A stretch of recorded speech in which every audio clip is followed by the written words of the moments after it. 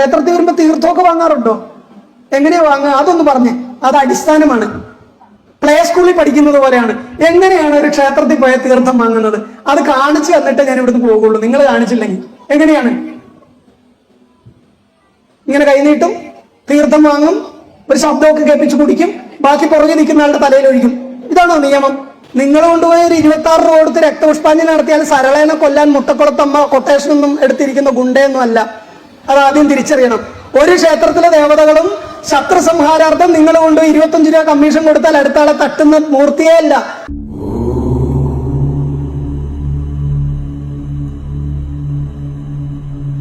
ഇവിടെ നടക്കുന്ന നവാഹല്ലേ? നവാഹത്തിന് എല്ലാവരും ദേവീ ഭാഗവതമൊക്കെ കൊണ്ടാണോ വരിക? അല്ലേ? എല്ലാവരും കൊണ്ടുവന്ന് നമ്മുടെ പ്രിയ ഗുരുനാഥൻ ചൊല്ലുന്നതിനോടൊപ്പം ചൊല്ലാനൊക്കെ ശ്രമിക്കാറില്ലേ? ഇതിന്റെ അർത്ഥമൊക്കെ മക്കൾക്ക് പറഞ്ഞു കൊടുക്കാറില്ലേ? ക്ഷേത്രത്തിൽ വരുമ്പോൾ തീർത്ഥമൊക്കെ വാങ്ങാറുണ്ടോ? എങ്ങനെയാ വാങ്ങുക? അതൊന്ന് പറഞ്ഞേ. അത് അടിസ്ഥാനമാണ്. പ്ലേ സ്കൂളിൽ പഠിക്കുന്നത് പോലെയാണ്. എങ്ങനെയാണ് ഒരു ക്ഷേത്രത്തിൽ പോയ തീർത്ഥം വാങ്ങുന്നത്? അത് കാണിച്ചു തന്നിട്ട് ഞാൻ ഇവിടുന്ന് പോകുള്ളൂ. നിങ്ങൾ കാണിച്ചില്ലെങ്കിൽ എങ്ങനെയാണ്? ഇങ്ങനെ കൈനീട്ടും, തീർത്ഥം വാങ്ങും, ഒരു ശബ്ദമൊക്കെ കേൾപ്പിച്ച് കുടിക്കും, ബാക്കി പുറകെ നിൽക്കുന്ന ആളുടെ തലയിൽ ഒഴിക്കും. ഇതാണോ നിയമം? പിന്നെ ഒരു നിയമമില്ല. അത് പറ. ഇത് മുന്നേ ഇരിക്കണവര് പറയും. മുന്നേ വന്നിരുന്നതിന് നിങ്ങൾ തന്നെ പറ. ആദ്യം പറ. ക്ഷേത്രത്തിൽ പോകും പറഞ്ഞത് അമ്മ പുറകിരുന്ന് പറയുന്നുണ്ട്. ക്ഷേത്രത്തിൽ പോവും, ഇങ്ങനെ മേടിക്കും. തീർത്ഥത്തിന് ഭാര കൂടുതലായതുകൊണ്ടാണോ ഒരു കൈ കൊണ്ട് താങ്ങണത്? അല്ല. അല്ല, കാരണം വേണേ എന്ന് ഞാൻ തന്നെ പറയാം. അതാ നല്ലത്. ഈ വിരലിന് എന്താ പ്രത്യേകത? ഇത് ചൂണ്ടി ഞാൻ സംസാരിച്ച് ഇഷ്ടപ്പെടുവോ? നിങ്ങൾക്ക് ആർക്കും ഇങ്ങനെ ഇതാണ് സത്യം, ഇതേ ചെയ്യാവൂ, ഇങ്ങനെ വേണം, ദേവി ഇങ്ങനെയാണ്, ഇങ്ങനെ പറഞ്ഞ് ഇഷ്ടപ്പെടുവോ? സ്വന്തം അച്ഛൻ എനിക്ക് നാളെ ഫീസ് തരണം, ഇങ്ങനെ പറഞ്ഞ് ഇഷ്ടപ്പെടുവോ? ചൂണ്ടുവിരലാണ്. കുറച്ച് ആസുരീകമായ ചിന്തകൾ, ആസുരീക വാസനകൾ കൂടുതലുള്ള ഒരു സാധനമാണ്. അപ്പൊ ദേവപ്രസാദങ്ങളൊക്കെ വാങ്ങുമ്പോൾ ഈ ചൂണ്ടുവിരൽ ഇങ്ങനെ ചൂണ്ടിയിരിക്കണ്ട. അതിന് പൂർവികർ പറഞ്ഞു, ഇതിനെ അഹങ്കാരം എന്ന് പറഞ്ഞു, ഇതിനെ ബ്രഹ്മം എന്ന് പറഞ്ഞു, അഹങ്കാരത്തെ ബ്രഹ്മത്തിന്റെ കീഴിലാക്കാൻ പറഞ്ഞു. എങ്ങനെ? അഹങ്കാരത്തെ ബ്രഹ്മത്തിന്റെ കീഴിലാക്കുക. വെറുതെ ഒന്ന് ചൂണ്ടുവിരൽ തള്ളവിരലിലേക്കൊന്ന് മുട്ടിച്ചേ. ഒരു സയൻസ് പറഞ്ഞു തരാനാ, കൃത്യമായിട്ട് ചെയ്താലേ ഫലം കിട്ടുള്ളൂ. മുട്ടിച്ചോ? ഇവിടെ ഒരു ഞരമ്പ് പൊങ്ങിയതുപോലെ തോന്നിയോ അങ്ങനെ മുട്ടിച്ചപ്പോ? ഞരമ്പ് അവിടെ പൊങ്ങിയിട്ടില്ലെങ്കിൽ ഡോക്ടറെ കാണുന്നതല്ലാണ്, ആ ഞരമ്പ് അവിടെ ഇല്ല എന്നാണ് അതിന്റെ അർത്ഥം. അല്ലേ? അതാ ഈ ഇങ്ങനെ അഹങ്കാരത്തെ ബ്രഹ്മത്തിന്റെ കീഴിലാക്കിയിട്ട് കൈക്കുമ്പിൾ ഇവിടെ ഇങ്ങനെ തീർത്ഥത്തെ വാങ്ങണം. വാങ്ങിയിട്ട് നാക്ക് മുട്ടുന്നത് കൊണ്ട് ചുണ്ടെച്ചിലാണ്. ഇനിയും ദേവപ്രസാദങ്ങൾ വാങ്ങാനുണ്ട്, ഭഗവാനെ തൊഴാനുണ്ട്, ആചാര്യന് ദക്ഷിണ കൊടുക്കാനുണ്ട്, ആരെങ്കിലും നമസ്കരിക്കാനൊക്കെ ഉണ്ടാവും. അപ്പൊ എന്ത് ചെയ്യണം? ഇങ്ങനെ വാങ്ങുന്ന തീർത്ഥം കൈക്കുമ്പിളിലൂടെ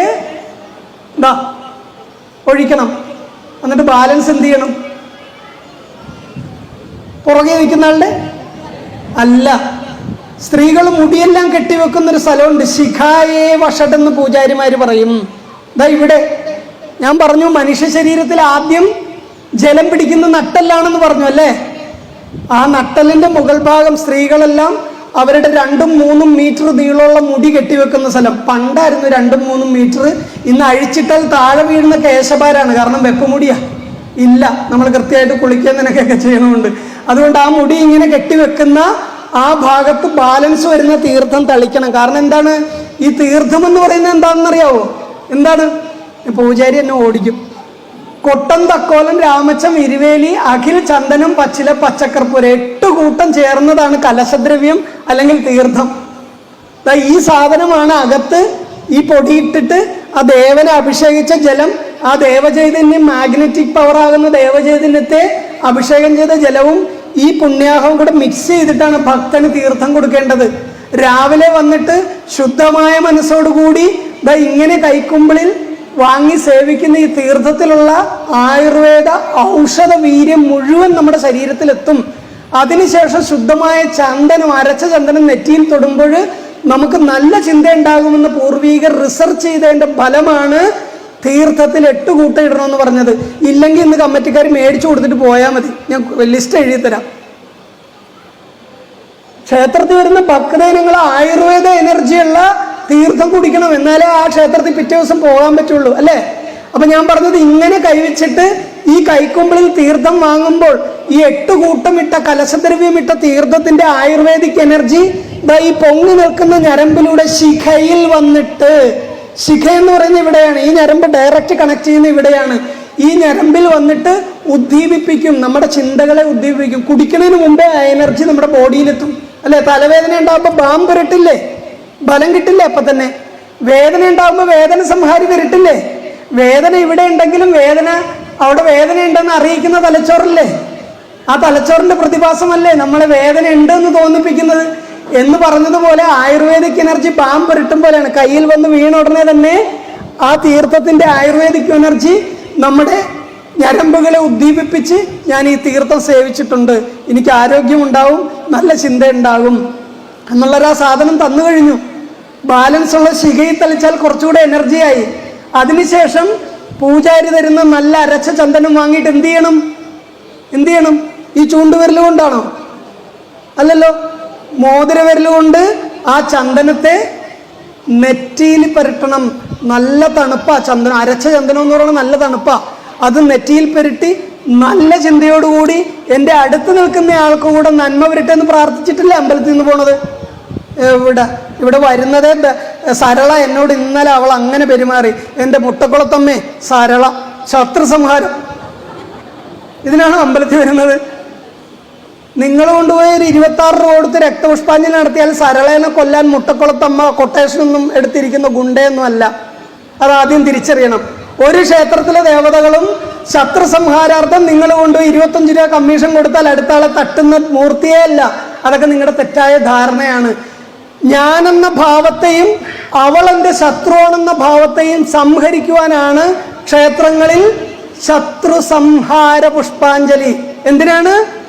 ഞാൻ അവളുടെ ശത്രുവാണ്, അവളെൻ്റെ ശത്രുവാണെന്നുള്ള ഭാവത്തെ നിങ്ങളുടെ മനസ്സിൽ നിന്ന് ആദ്യം സംഹരിച്ച് കളയുവാനാണ് ശത്രു സംഹാര പുഷ്പാഞ്ജലി. അങ്ങനെ തങ്കമ്മയമ്മ 20 പ്രാവശ്യമോ 15 പ്രാവശ്യമോ സരളക്കെതിരെ ശത്രു സംഹാര പുഷ്പാഞ്ജലി നടത്താൻ വരും. ഒരു 10 പ്രാവശ്യം കഴിയുമ്പോൾ നടന്നു പോകുമ്പോൾ സരള ചിരിച്ചതായിട്ട് തോന്നും. അപ്പോൾ തങ്കമ്മ പറയും, ഏറ്റിട്ടുണ്ട്, അവൾ എന്നെ കണ്ട് ചിരിച്ചു. സത്യത്തിൽ ഈ സംഹാരം മനസ്സിൽ നിന്ന് പോയി തങ്കമ്മയാണ് ചിരിച്ചത് ആദ്യം. അത് തിരിച്ചറിയാനുള്ള കഴിവ് നമുക്ക് ഇല്ലാണ്ട് വരുന്നതാണ് നമ്മുടെ പരാജയം, അല്ലേ?